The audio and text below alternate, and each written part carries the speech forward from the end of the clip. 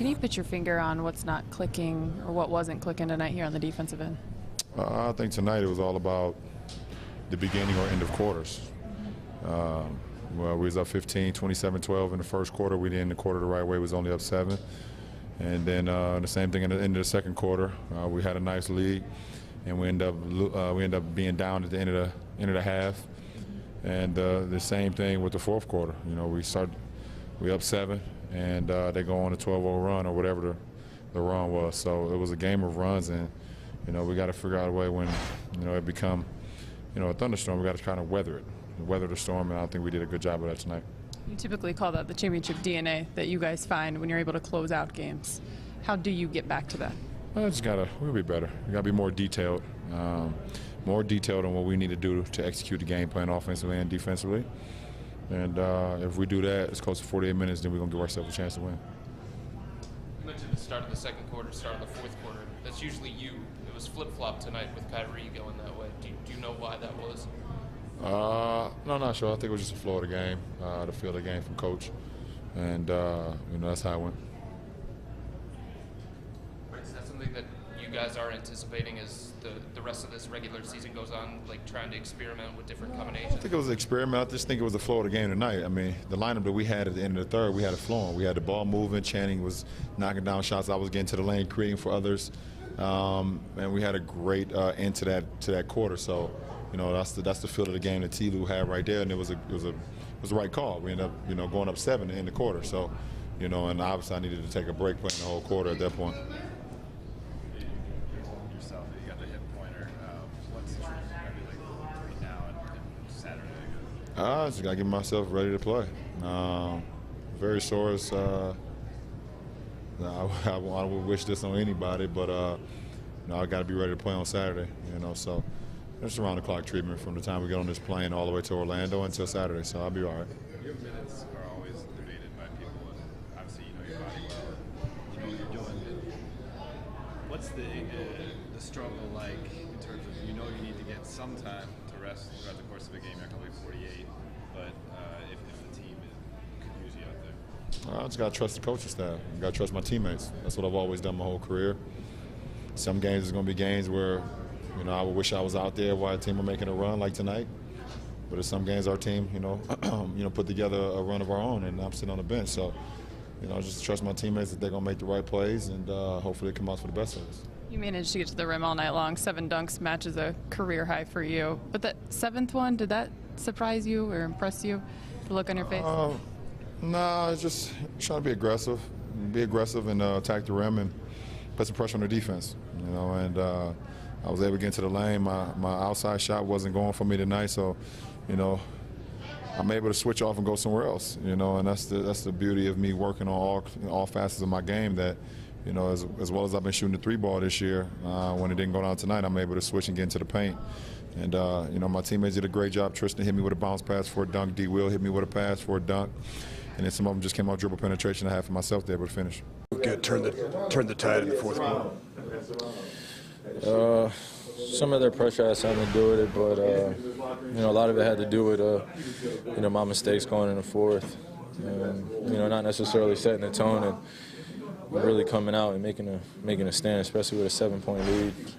In order for us to be great, we got to be good all across the board, and I got to demand more out of myself as well as out of my teammates. But it starts in that fourth quarter.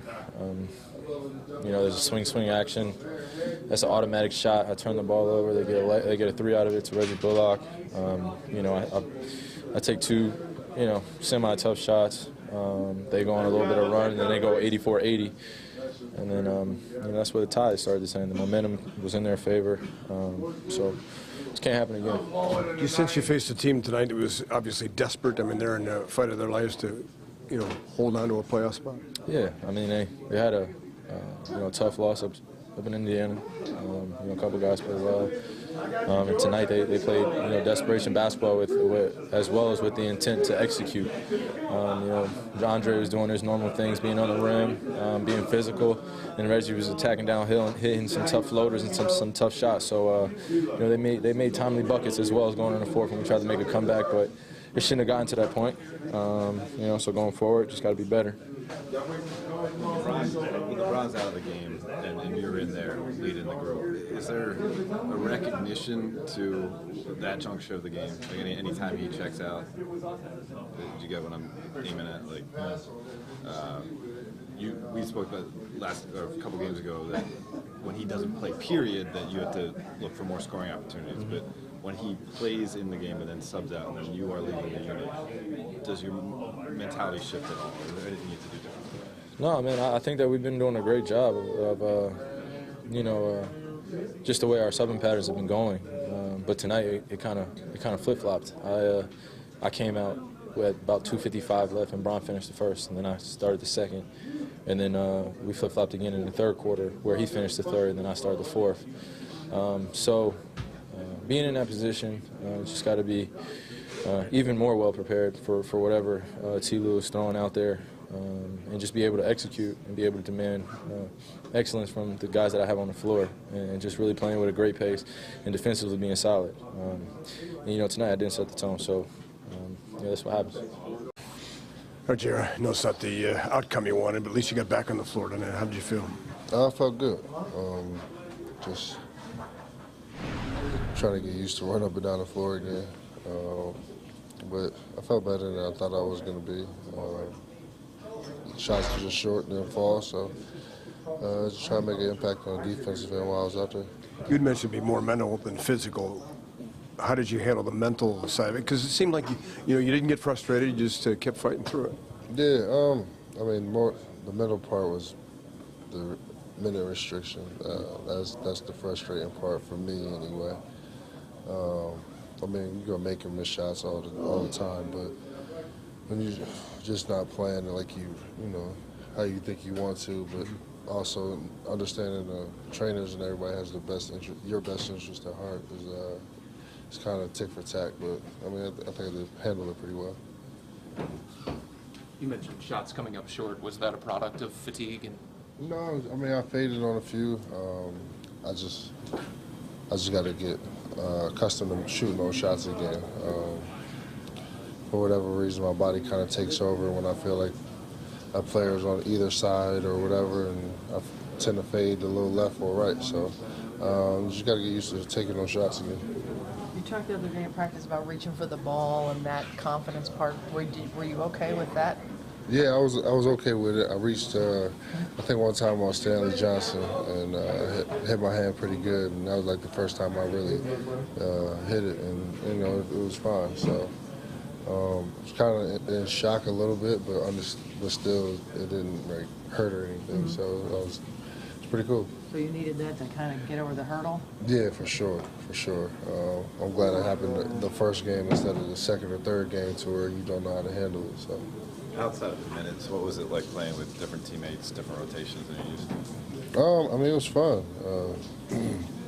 Playing with D. Will, seeing him get into his bag in the fourth quarter, that was pretty cool. I just wish Kyle was out there with me, just to see what it looked like. But I mean, you got to be looking forward to those instances where you guys really settle in as a group. Yeah, for sure. We understand it's a process. It's going to take time. We still got 19 games left now, and we're still trying to figure out, how our identity is going to be in the first unit and the second unit. So it's going to be a process, but fortunately we have the vets that are willing to work through it and not fight the system. Everybody knows what we're here for, and everybody understands we're here to try to achieve that one common goal. So we're going to put our best foot forward. You mentioned being eager to return, and you beat the timeline. So how do you balance, trying to make an impact and picking up where you left off versus not trying to do too much? Well, the good part about it, I left off and not shooting the ball good. So I mean, I get to come in pretty much on a clean slate, so that's pretty cool. Quarter they win the second and the fourth. Was it hard to kind of grasp what happened down the stretch? No, it's not. It's not hard. They just hit shots. They got into a rhythm. I thought they were aggressive in the fourth. Jackson got going. Then they were kicking it out, spraying and making threes, and kind of battled back there. But I think for us, we just gotta look inside ourselves and make sure that we're doing everything that we can individually and as a team to go out there and give ourselves the best chance of winning. The season's an ebb and flow of ups and downs. You got a good veteran team, so at this point it's like we're like, hey man, like it's time to step it up. It's time to do extra. It's time to push yourself more to evolve and get better. You guys at least get a chance yesterday to spend some time on the practice floor. Yeah, right. Did you see some of that helping a little bit defensively? I thought we were aggressive in the first half. I think second quarter we didn't score very well. I thought the third quarter they went on that run. I thought we kind of backed up a little bit, and then we were a little more aggressive in the fourth, but then they had their rhythm going, and that's going to happen. I think for us, we need to continue to be aggressive on the defensive end. Continue, trusting in each other, making sure we're communicating. New guys are coming in, so I think we need to make sure that everybody is ready for the game and make sure everybody is focused on what their job is, and that we're holding each other accountable. And other than that, man, everyone just needs to have fun, man. I think, sometimes it's easy to be fun when it's good, and we need to continue to have fun, working through the good and the bad, and like I said, challenging ourselves and evolving into something greater. One final point, such a challenging schedule with 12 out of 17 on the road this month. But you can't... You don't need to make excuses for us. Everybody got to do something. No, what I'm saying, but you don't look at the overall. You're just taking a little bit by day. Yeah. Like, look, no excuses, man. Like, hey, we're going to Orlando. It's sunny out there, so I don't think any of us are complaining about it. They're a good team. We got to go play. We got to get prepared. Guys are banged up, so let's go out there and enjoy that sun and those bugs. Because you know about the bugs. I know about the bugs and the crocodiles and the lizards and all type of Jurassic Park creatures that live out there.